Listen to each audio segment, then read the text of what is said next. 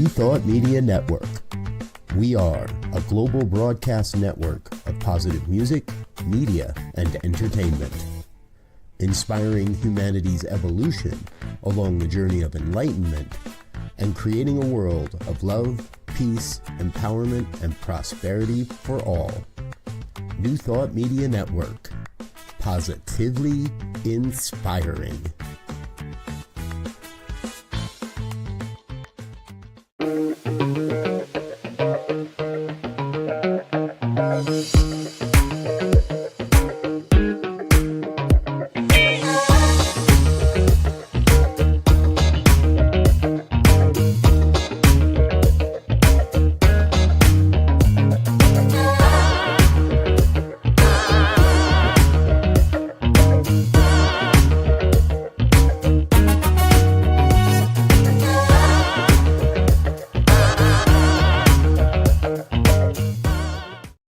And hello again, dear ones. Dr. Robert with you over here.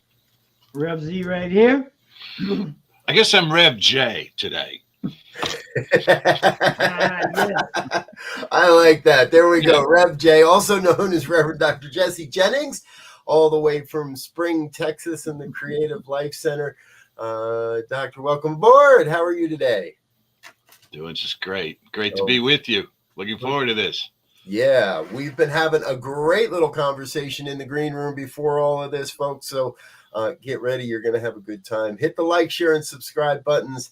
Let your friends and family know what we're up to. So Reverend Dr. Jesse Jennings, I've done a little bit of background as far as bio, but we always like to let people introduce themselves to the audience. So what's the audience need to know about you to get us all started in this conversation, sir?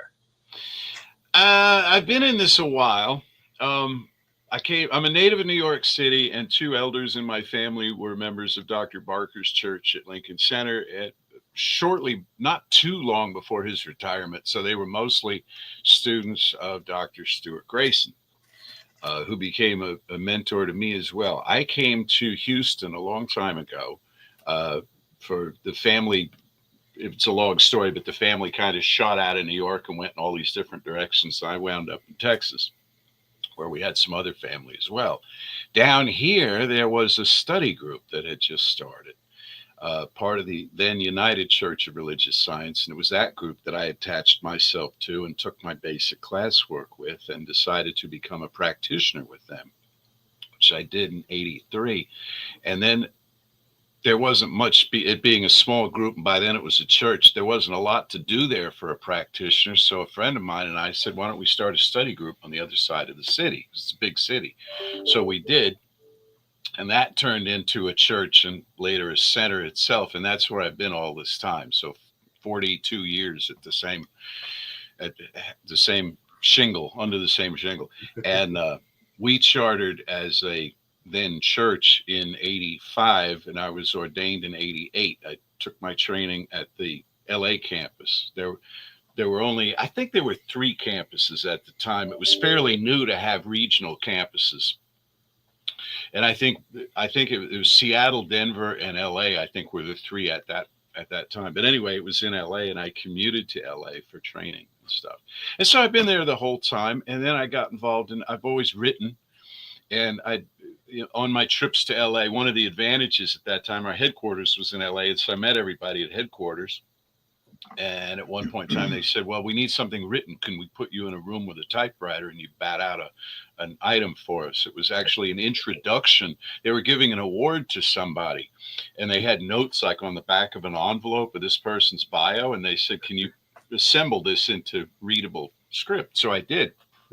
So then they gave me more to do. And then they said, we have not had a Q&A column in the Science Mind magazine for some time. Alberta Smith used to do one back in the 1940s, I think it was. And would you be interested? And so I started that. And so that's been a long time. So as you know, in the ministry, much of what you do is repetitive. Yes. So as soon as I finish writing something, it's time to write something else. As soon as you finish giving a Yes. Sunday talk, it's time to start thinking about next Sunday talk and so on. So that's a lot of what I do, but I hope I've grown along the way, and I've met amazing people and just had incredible adventures. The latest of which being today with you.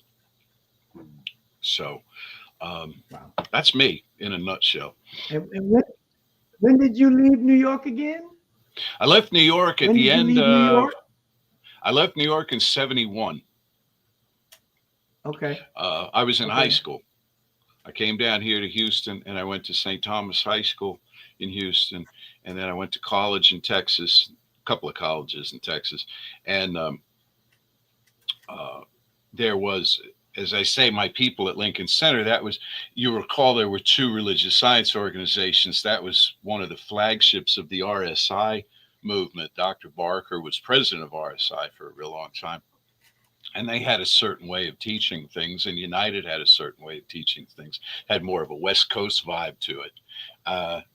And it wasn't until recently that when the two groups got back together, and then when we had these classes launch on Zoom and so on, where you really were mingling the two populations, that we learned how much great work had been done by either organization independently of the other that we were now sharing.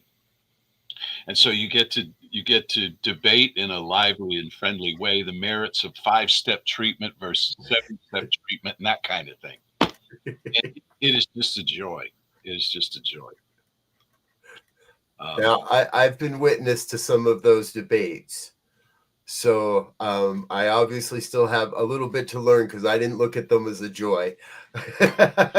There were some of those debates that seemed to get a little ruckus from my perspective, but that's okay, right? That's the coming to each other. I think it's interesting.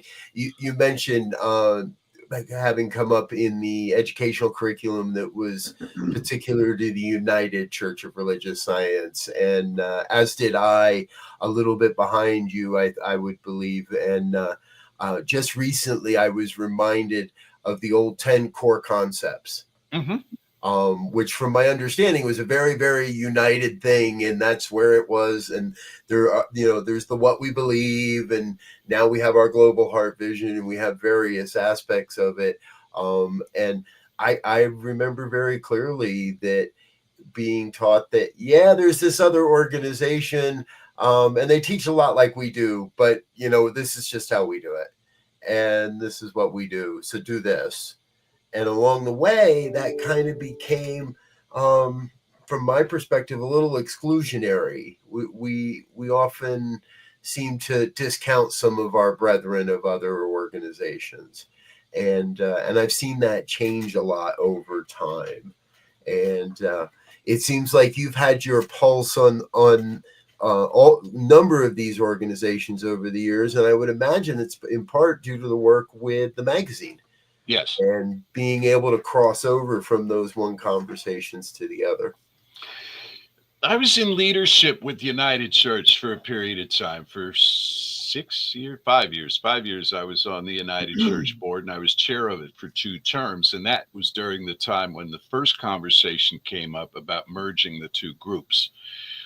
Reverend Lee Height stood up at one of our conventions and made a motion out of the blue to form a committee comprised of people from either organization to discuss what it would take to move forward with that. And the motion passed, and the parliamentarian fainted, and everybody lost their minds because we didn't know how we were going to do this, and we didn't know what RSI's response was going to be to it. And RSI brought it up at their convention, they approved it, and off we go. So next thing I know, I'm sitting in a hotel conference room with David Walker and Arlene Bump and significant individuals from leadership, longtime ministers in RSI, and then our own people. Margaret Storts was there, and Sally Kennard was there, and we started talking. And the roadblock that we hit, and all of it, our hearts were all in the right place, and we knew it was what the people wanted.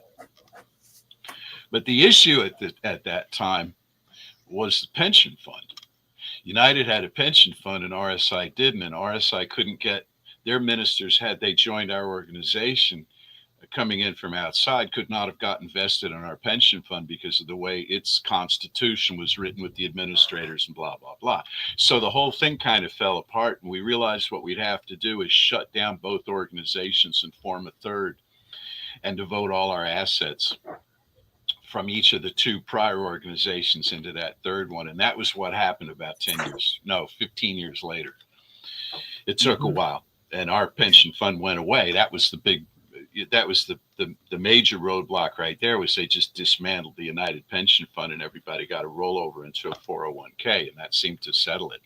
But there was when I came into this, there was a lot of bad blood between the two organizations.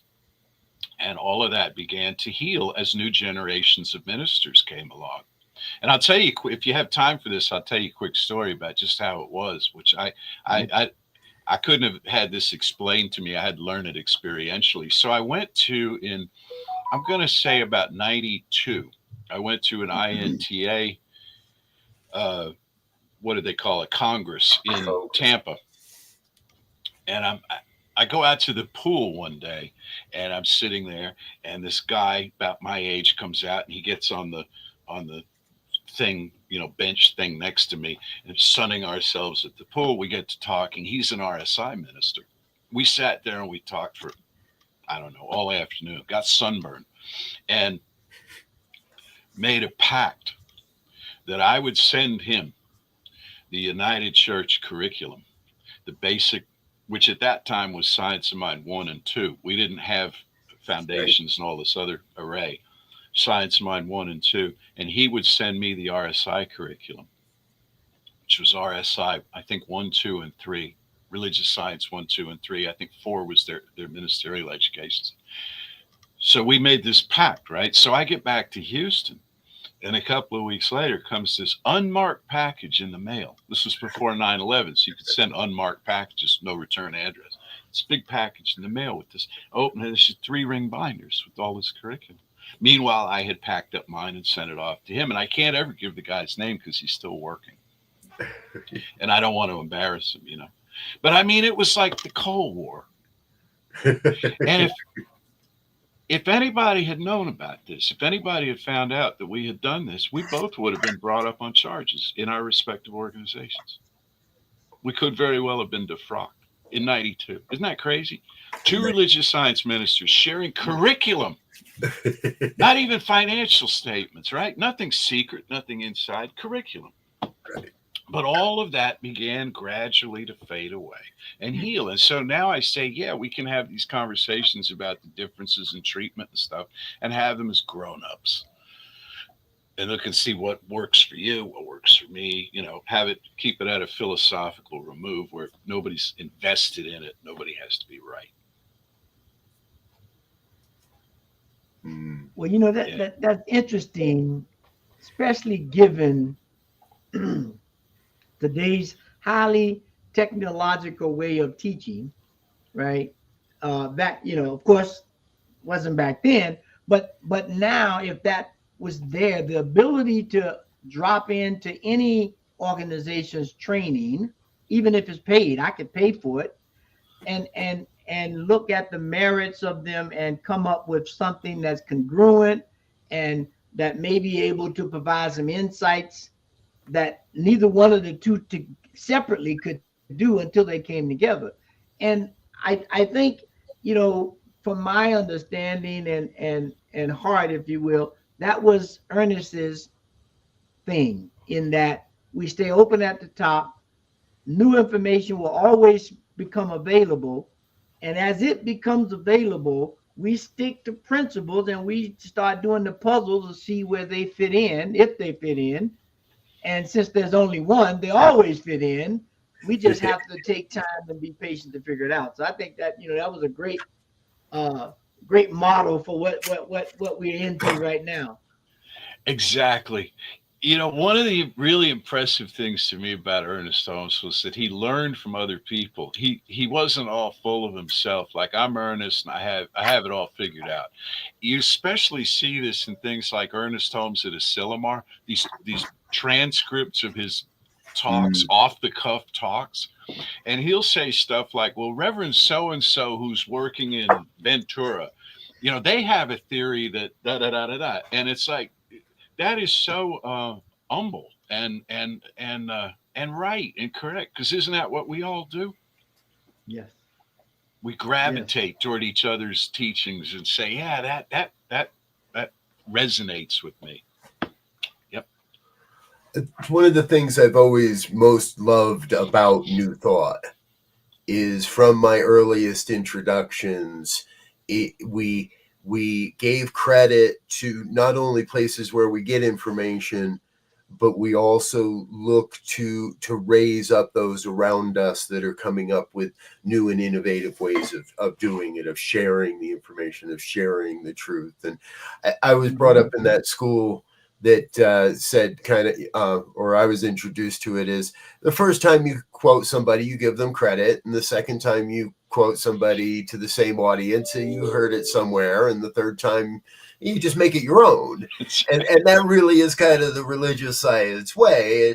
But in that, I think that we also quite often in that process, we're reminded where we got these things. Yeah. And we're more than willing to share with each other. This is an inspiration that came to me through another teaching, through another someone's talk or whatever.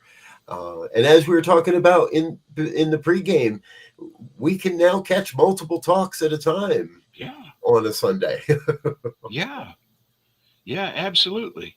And you can listen to Neville Goddard, and you can listen to Alan Watts, and you can catch these people that, again, back in the day, you had to know somebody who knew somebody. It was like trading Grateful Dead tapes or something. It was all kind of underground, and now it's all out there. And part of my mission in life is because it's my own interest. It's a very, very selfish thing, but I like to bring up the obscure teachers of yesteryear and introduce their work to new audiences. People like Frances Lord, who was a student of Emma Curtis Hopkins, one of the lesser known of her students, took it back to England. I devoured her books. She taught in the Christian Science model, as several of them did, because Emma always considered herself, to her dying day, she considered herself a Christian Scientist.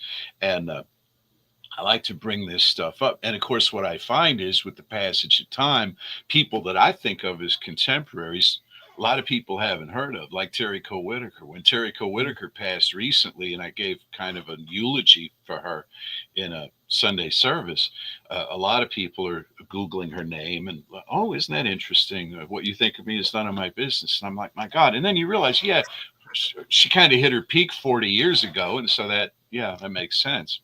Mm-hmm. But to keep that information current, as well as bringing in all of the new realizations that people are having, the new writers and younger teachers, it's a joy. Yeah. Yeah. And it's amazing because I converted to Islam many moons ago. And I had a friend, I lived in New York for about 16 years, and another Muslim friend of mine, we would go down to Lincoln Center and I would see Grayson and I would see Eric Butterworth, and I had no idea who they were. Yeah. My friend would take me down, and we enjoyed the conversation with the service and conversation with the practitioners and people there. So we would go quite frequently. But I had no idea of what it was. And before I left New York to come to Denver, he gave me a Science of Mind textbook. He had found it, and we were avid book exchangers. And he said, I read this. It's good, but it's not me. I think you might like it. I took it, put it on my shelf. And one day, reluctantly, as a lot of people will say, I went to Mile High Church. And I was very reluctant because I was still practicing Islam, traditionally at that point. And I came after a couple of times. I came after like the second time, I walked into my office, and the Science of Mind textbooks almost literally jumped off the shelf from the one that my friend had given me a few years ago. And since then, I was like, I was with these luminaries. And had no idea who I was with. Yeah. Yeah, exactly right. It reminds me of his story, brother. My my grandparents, my maternal grandparents, all right, my maternal grandfather was murdered in 1934, leaving a widow and four daughters, the youngest of whom was my mother. This Mm. is 21 years before I'm born. My grandmother, grief stricken, set out on a spiritual quest. She was Danish. She was raised Lutheran, but she had no real spiritual grounding. And so she started going to spiritualist mediums and she started going to whoever. And this is in New York.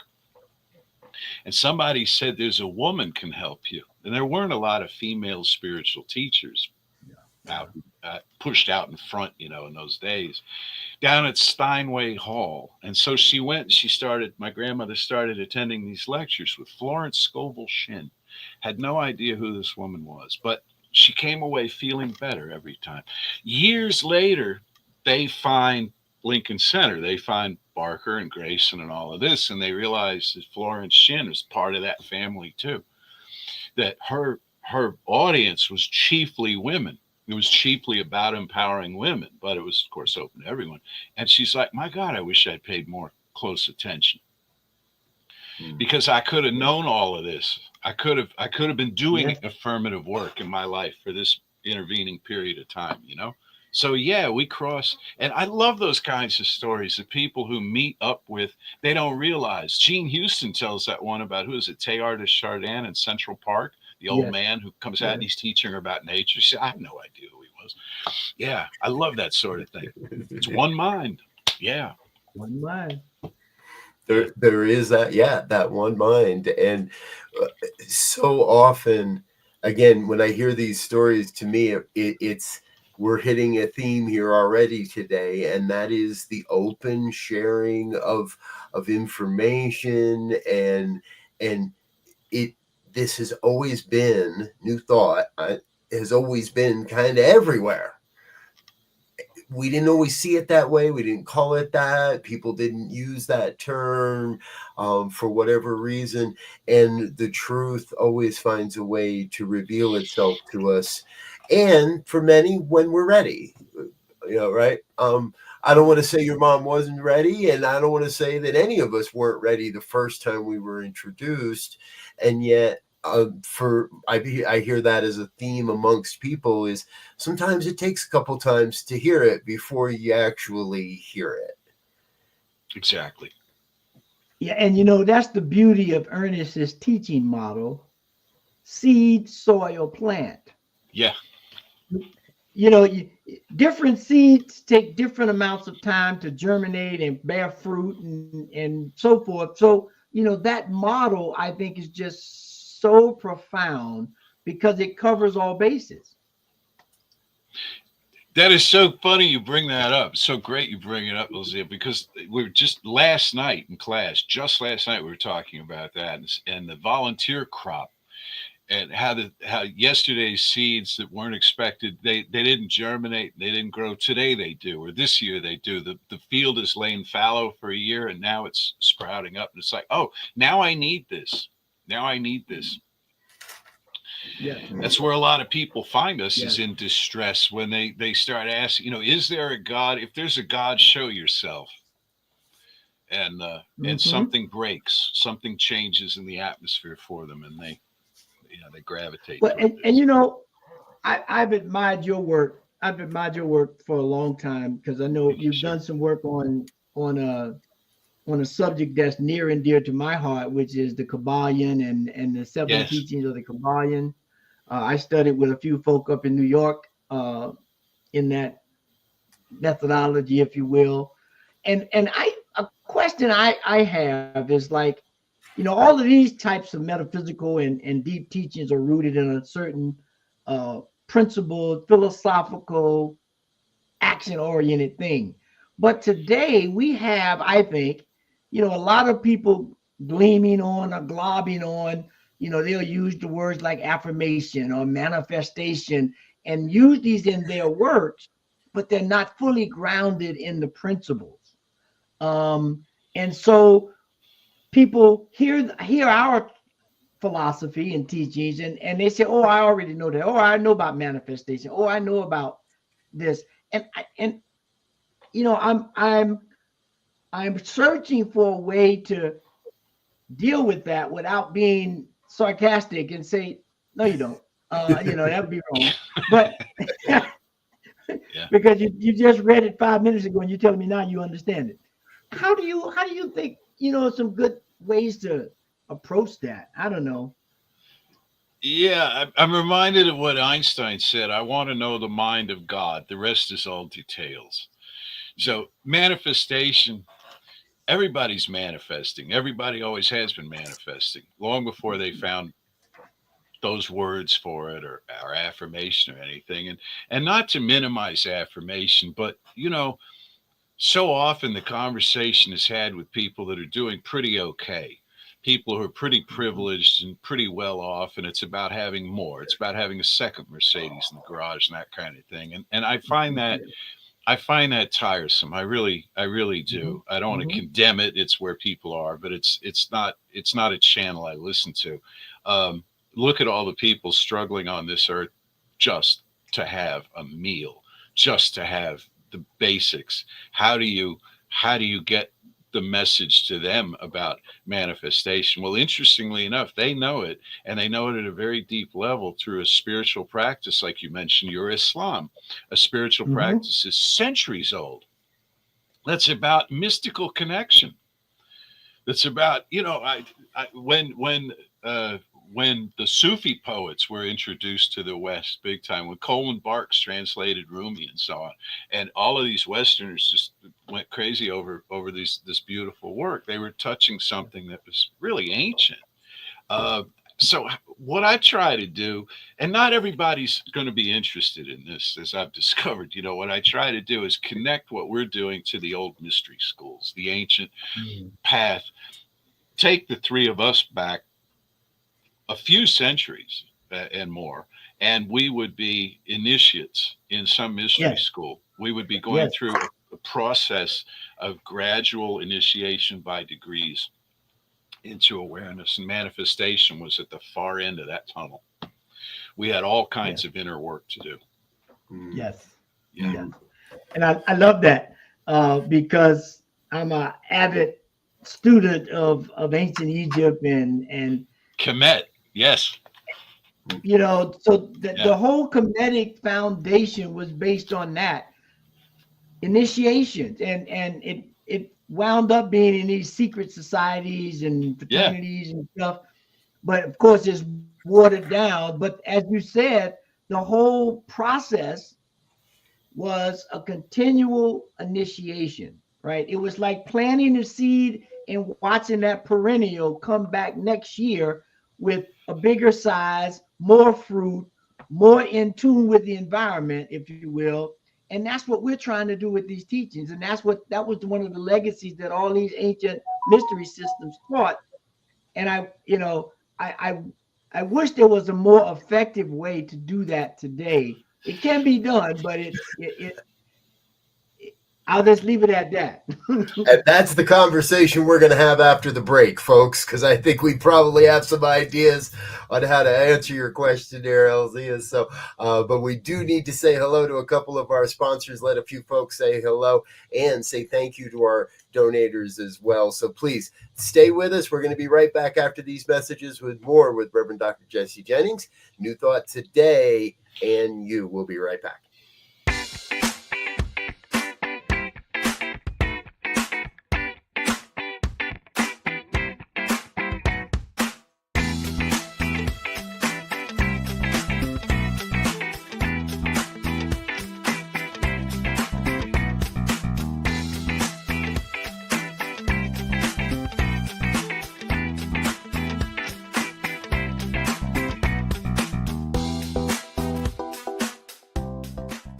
Please help us say thank you to our organizational sponsors, including the Hefferland Foundation, Affiliated New Thought Network, International New Thought Alliance, Science of Mind Archives and Library Foundation, Center for Spiritual Living Denver, Center for Spiritual Living Midtown, New Thought, Philadelphia, Planned Happiness Institute, Summit Center for Spiritual Living, One Heart Retreats, Center for Spiritual Living on the Lake, Unity, Kitchener, Unity Spiritual Center, Ottawa, Om Center for Spiritual Living, Satya Center, Begin Within Ministries, Center for Spiritual Living, North Jersey, Unity of Savannah, and the Center for Spiritual Living, Seattle,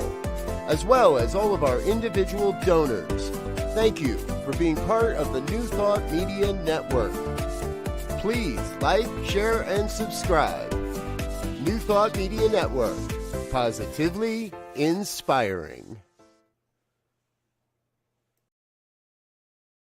And we're back with more of New Thought today here on the New Thought Media Network. Myself, Dr. Robert, my good co-host and dear friend, Rev Elzia Sekou, and our special guest today, Reverend Dr. Jesse Jennings, all the way from the Creative Life Center in Spring, Texas, correct? It's a suburb. Houston, yeah. And before the break, folks, we were just getting into the idea of what might a modern day mystery school actually look like, and specifically in this more technologically based age. And Dr. Jesse, I think you have some ideas on that. Well, some people have been doing it for a while in New Thought. Jean Houston comes to mind with her. She actually calls it the Mystery School. Then there's the Nine Gates School. Then there's the Philosophical Research Society, their work. I don't know exactly what it's called, but they have had online trainings and so on in the mystery tradition. One of the beauties of ancient Kemet was the understanding of the goddess figure called Ma'at. And Ma'at was this overarching, she wasn't like just a goddess in a pantheon of deities. She was this overarching reality that corresponds largely to our idea of the universal subconscious or universal subjective mind. And what people did, what the individuals would do in their spiritual practice, was try to align their thinking and particularly their behavior with what they thought Ma'at wanted for the benefit of the group. And I bring this up because New Thought has aimed itself at individual initiative so passionately, I guess you'd say, that you can cut yourself out from the herd. You can stand apart. You can be special. You can be wealthy. You can be powerful. You this and this. Whereas the ancient mystery schools were training you to be a pillar in the temple. They were training you to be a member of society that upheld the values of your culture, of your people, and we've gotten away from that.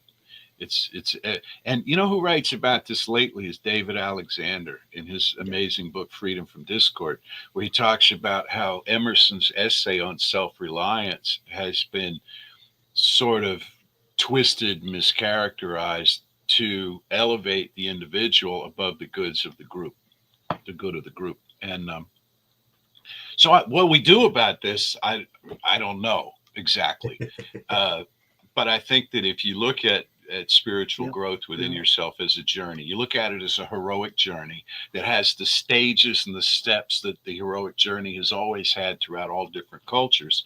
You notice where you are on that journey, and try to stay present in the work as you're going forward. You come into greater awareness. This is what I tell people about spiritual mind. I say you may not get what you want when you treat, but you'll know more of who you are. You can't help but if you stay awake, if you stay conscious, you know who you are. Yes. Yeah, no, I was just going to say, and you brought up that whole principle of Ma'at, right? Because Ma'at was many things, but truth, balance, and reciprocity was some of the attributes attributed to Ma'at, and that so aligns with our teachings in that the truth is everywhere, right? It's all is mental. There's one mind. We're steeped in this truth, right? But if we don't balance it, if we don't practice it, if we don't, make it embodied, as we say, then there's a reciprocity. Now we call reciprocity cause and effect, but we can give it many things. But in essence, I always say everybody walks around now with a thesaurus in their cell phone. So we got to start getting better words to do these teachings Yeah. so that more people can hone in on a specific thing. Because without those principles and without those initiates, the secret was not that no one you had to be special to learn it. The secret was these are powerful tools, and you have to be in the right conscious level or right conscious mind because they can be not they can be a weapon as opposed to a gift. And That's so exactly right. it I think we have to get back to that, especially for our young people, because they don't have any rites of passages that move them from one level of consciousness to another. We have some artificial ones, but and there, there's some puberty ones that are natural, but we don't even treat those right. We treat those shameful or whatever. We have to begin to get back, I think, to this natural way of teaching and observing, as you said, the world around us. Yeah, one of the students in the class last night brought up that she thinks that the indigenous spiritual practices, indigenous spirituality of the ages, that they really knew what was going on better than modern Western faith systems. And she said this in a kind of a tentative way, expecting to be, I don't know, not have anybody agree with her. And in fact, the whole room did. That's exactly right. The simple faith of people to believe that nature is conspiring for you and not against you. And it's all working, it's moving you forward, it's moving you toward, and along the way, yes, you'll benefit. Yes, your personal goals can be met, but it's not about overcoming the rest of the population to beat them to the prize. It's about everybody getting there together. Mm-hmm. We're we found ourselves at one of my favorite topics, which is this concept of maturity and immaturity in the use of the principles and the practices. And people can get that kind of bubblegum spirituality so easily. And often that I've seen lead to burnout, lead to people burning up, and even people that have gone through ministerial education and received ministerial licenses from various organizations, that within a very relatively short amount of time, the I don't want to call it always the misuse of the law, but it's often an immature use of the law that leads to disbelief, leads to doubt, leads to the burnout, leads to all the various things. But when we stick it out and we stay with it, then we grow into a deeper understanding of how all these things work together, and how what I thought were differences really aren't, and where I thought there were divisions, I can now see unity. And you were talking in the green room ahead of time, Dr. Jesse, about teaching on 6 different time zones, and my belief would be, and that would also include 6 different cultures, most likely. Yeah. And what's that been like as we become more, as you've become more of a global teacher in the New Thought tradition? It's been fascinating. We had in the current class I'm teaching, all of these people are in North America, but in previous classes we had a woman, a Maori woman in New Zealand, who opened the class with a Maori prayer. A woman in Soweto. We've had, and then a number in Europe.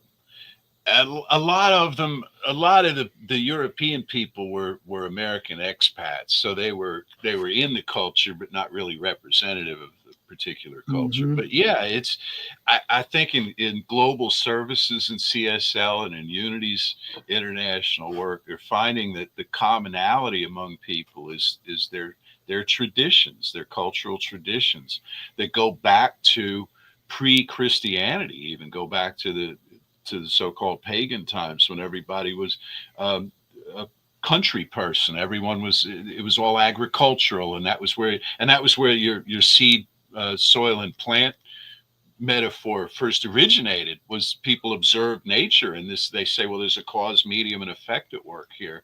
And how does that, how does that communicate in terms of my modern work?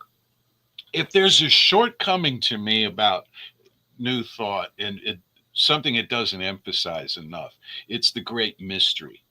And one of my contemporaries in the ministry, who I just adore, and her body of work is Dr. Mary Murray Shelton, who wrote a book about this called Guidance from the Darkness some years ago. And it was that it's not all about certainty. A lot of it's about mystery. Even when you treat and you manifest, the process by which the manifestation arrives is incomprehensible. Right. It goes out as, how did the three of us happen to meet up and be here today? How does anything occur? The job that you get, the person that you fall in love with, the house you live in, any of this, it's all cloaked in mystery. And when we try to cast a light on that and say, no, you can explain every bit of it and figure it all out, and it's just a law, it's just a principle, we get all, as somebody put it, who's smarter than I am, they're talking about, they say that's Newtonian physics. That's that right there is Newtonian physics, and it's time for some quantum play in here. Okay. Where stuff leaves point A and arrives at point B before it leaves point A. Now, how does this happen? Yeah. So that's what you get from meditation. Yes, please. I was just going to say, and it's funny that you say that, because the ancient mystery systems taught that. Yeah. The whole Egyptian system of Ra coming forth by day and going into the underworld in the night, and this whole thing of Horus and the creation of Horus from remembering parts by Isis of Osiris, and all of these teachings put us in that mysterious place where we have to be observant.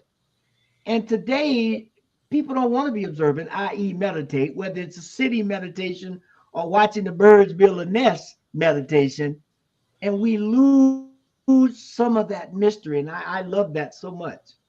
I do too.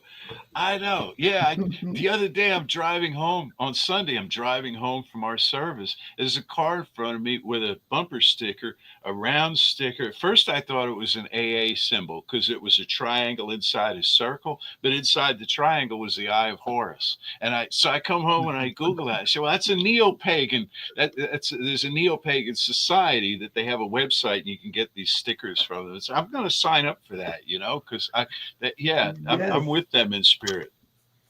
Yeah, we have a lot of people in this part of the country, strangely enough, because Texas has a mythology to it that is what it is. TV has moved a lot of that along, but we have a lot of neo-pagan people. We have a lot of young Wiccans and stuff in our area who are embracing these old ways and looking at practicing, the cycle of the wheel of the year and the phases of the moon and so on. Why? Because it unifies everybody. It's not this group or that, or out of one book but not another. It's and that's our future. So many people drawn to that now. Yeah. It's interesting. We've spoken today in this conversation on everything from Native American culture to pagan culture to European culture to quantum physics and emergent culture. And that really is kind of one of our favorite questions around here, is to give our guests an opportunity to cast that vision of, how do you see all of these various aspects? Because my sense is, just as the New Thought movement is coming together and organizations are, my sense cultures are coming together into this expression of oneness. How do you see it all progressing over the next 5, 10, 15, 50 years?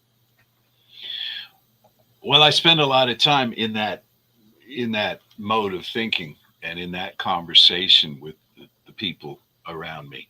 And one of the things we're in a, first of all, we're in a very transitional space right now, as you know, politically, economically, across the world. We're in a stage. I go back to Terry Whitaker, who famously said, "Love brings everything unlike itself up to be healed." Mm. And so a lot that is unlovely is coming up to be healed, coming up to, and some of it you got to heal it through walking through it. You can't just have an election and throw out one group, bring in another, and have everything be fine. It's there's a lot of boils have to be lanced. There's a lot of pain and a lot of distance, and you know what I'm saying. And Mhm. so looking past that and wondering, as we say, we come out the other side of that. What does that kind of look like? It's going to look like real mutual respect. As we talk about different cultures, one of the you were talking about spiritual immaturity, Robert, and uh, one of the things that has happened is that we've taken spirituality from different cultures and turned it into a cartoon. We've taken indigenous spirituality and turned it into animal medicine cards and stuff like this, where in a real cheap and easy way, you feel like you've cornered the market on the stuff, and you haven't even begun. Cultural appropriation is a big issue. It's Yeah. it's not only highly offensive to the culture that's being appropriated, but it's a setting up for a big disappointment to people that are doing the appropriating. So we've got to get to the place where we actually honor these things. And I remember seeing a woman interviewed on some show on TV. She was looking for a spiritual path. She was an American, a white American woman. And she decided that she wanted to find out what, I think it was the Cree Nation, what the Cree Nation was doing. She read some of their stuff, and so she went to some of their ceremonies, and she participated to the point that they would allow. And she wanted to go further in their medicine training and stuff. And they said to her, "Why don't you? Where are you from? What's your ethnicity?" And she said, "Well, I'm Scotch, Irish. She got some Celtic going on." They said, "Well, go there. Go back to your own people. Go back to your own people and see what they have." Because they have as deep a tradition as we have, but you're thinking they don't because you're bored with them, because you think you know them, because your relatives look like this and stuff, and you're looking for something exotic, Mm. and you're not going to get what you want by chasing that. Go back to your own. And so there's a lot to be said there, that whoever we are and wherever we're from, there's a deep tradition there that's well worth looking at, and that will prepare us to embrace other traditions honestly. Mm-hmm. Mm-hmm. Mm-hmm. Well, and it speaks to that whole idea of Ernest, of the golden thread of truth, Yeah, right? exactly. We're talking about universal principles that applied everywhere and to everybody, that got shaped by the environment that they found themselves in. So the truth is there. It's just the ritual is a little different. The song is a little different. The dance is off to another beat. But they all go together when you understand what's going on. Exactly right.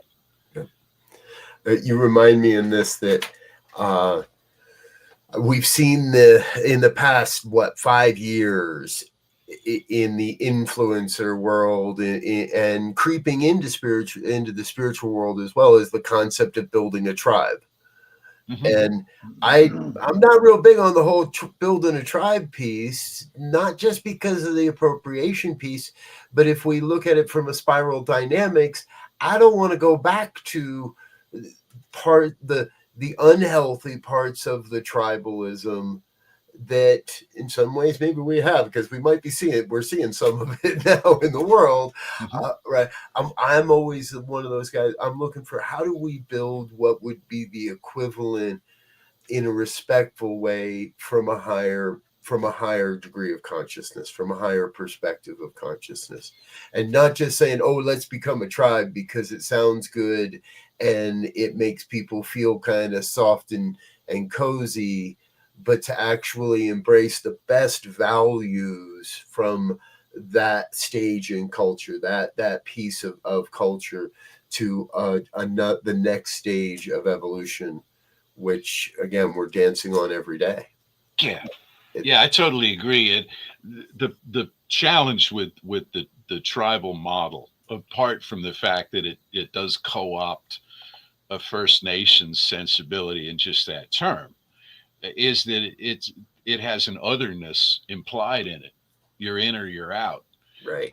And I think a much more fluid way of being in the world, just like we're seeing gender fluidity, to have ideological fluidity, where there's something in you that connects with every person, but it's not the same thing, and it's not the same person. You know what I mean? It's like we have different, just like we all have friends. We have silly friends. We have you and I have friends that we can't have deep conversations with. It just doesn't happen. It's the kind of people you go to the ball game with or whatever, right? And then you have your friends that if you're really in an existential crisis, you have a number that you call it. You have somebody that you sit down with, and they'll go deep with you.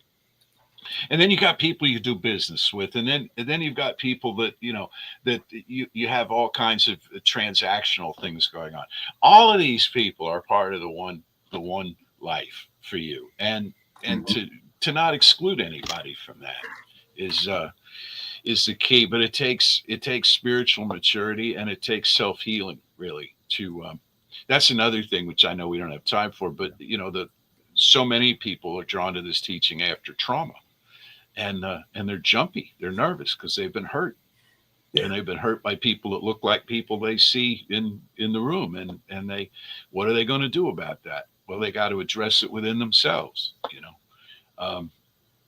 with guidance, with help, and with hope to come out the other side of that and feel safe in the world. I can lecture all day, any of us can, about how well everybody's all one and the universe is one whole system, but if you've been traumatized, that falls right off. Yeah.